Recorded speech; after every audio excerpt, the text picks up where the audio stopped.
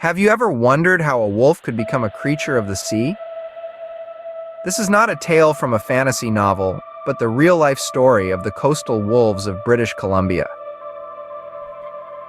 These wolves are a fascinating anomaly in the world of canids, as they have, against all odds, adapted to a life by the sea. While most wolves are terrestrial hunters, feasting on deer, elk, and moose, these coastal wolves have developed a diet that is heavily influenced by their maritime surroundings. Their menu includes marine animals like salmon, herring eggs, seals, and even the occasional beached whale carcass. This dietary shift is a significant departure from the norm, marking these wolves as unique among their kind. The coastal wolves of British Columbia embody the enigma of adaptation, showcasing not just the adaptability of the wolf species, but also the profound influence exerted by the environment on the evolutionary pathways. Their adaptation to a marine diet is a fascinating example of nature's versatility in the face of environmental challenges. Imagine a wolf not stalking its prey through dense forests, but swimming through the cold waters of the North Pacific. This is the reality for the sea wolves of British Columbia, a unique breed that has made the coastal waters their hunting grounds. Unlike their woodland cousins, these wolves are adept swimmers, a skill that has proven to be a game changer. They traverse the icy waters between islands, covering distances that can span several kilometers, all in the pursuit of their next meal. It's a sight that would be unimaginable in other parts of the world. But here, it's just another day in the life of a sea wolf. Their hunting strategies, too, have been shaped by their maritime surroundings. Instead of hunting down deer or elk, these wolves feast on a buffet of marine life. From salmon and herring eggs to seals and washed-up whale carcasses, the sea wolves have developed a palate that is distinctly oceanic. It's a dietary shift that is as fascinating as it is unusual. But the adaptations don't stop there. The coastal wolves have also fine-tuned their social structure to suit their unique environment. They live and hunt in close-knit packs, a strategy that boosts their chances of securing a meal in the challenging coastal terrain. Perhaps the most intriguing aspect of their behavior is the timing of their breeding season, which appears to be in sync with the salmon runs. It's a masterstroke of natural timing, ensuring a rich, reliable food source when the pups are born and need nourishment the most. In essence, every aspect of the sea wolf's life, from their hunting habits to their social structure and breeding patterns, has been molded by the coastal environment. They have turned the challenges of their habitat into opportunities, demonstrating an incredible capacity for adaptation. Their ability to swim across island chains and their synchronized breeding patterns with salmon availability underscores their remarkable adaptation to the coastal environment. These are the sea wolves of British Columbia, a testament to the power of nature and the enduring spirit of survival. In the remote corners of British Columbia, a delicate balance is being disrupted.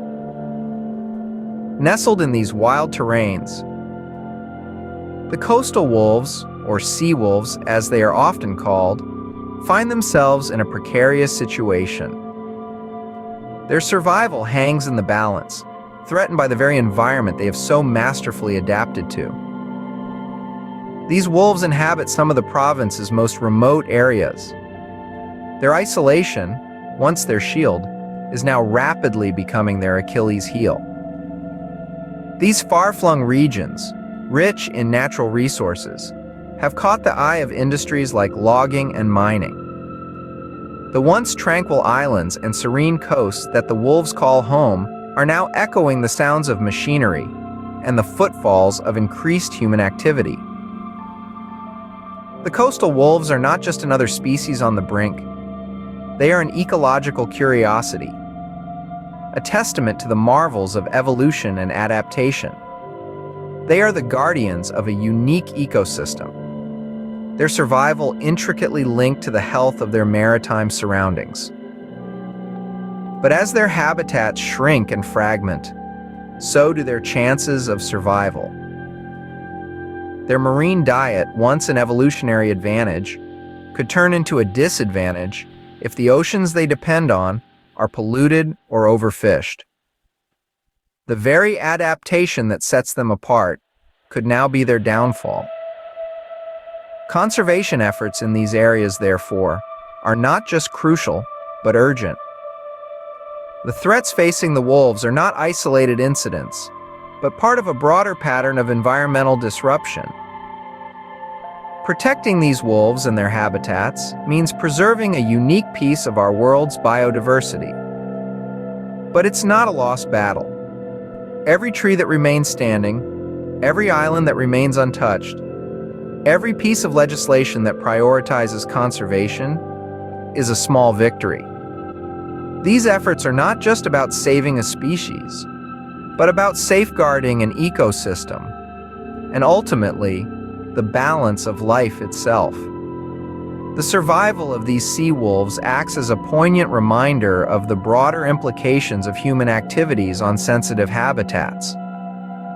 It's a struggle for survival, a struggle that we must not ignore, for the fate of the coastal wolves is intrinsically tied to the fate of their and our natural world. For centuries, the indigenous peoples of coastal British Columbia have shared their home with these sea wolves. The wolves' presence reverberates through the cultural fabric of these communities, deeply woven into their stories, their art, and their worldview. The sea wolf is not merely an animal for them, it's an emblem of resilience, a symbol of harmony between land and sea.